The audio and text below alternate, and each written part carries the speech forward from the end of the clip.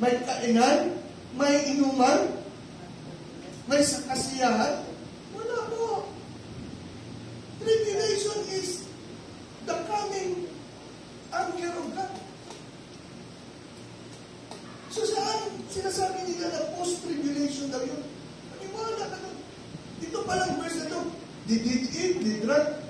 Ginagawa ba ito sa kalagitnaan ng ano? Ng tribulasyon? Ano sabi ng Bible? Men's heart will fail. Magkaroon ng maraming heart attack. Kasi ang purpose po ng tribulation is for Israel to be disciplined, for Israel to be chastised, for Israel to acknowledge Yeshua as their Savior. Because only. Ano pa sabi dito? Sa verse 28.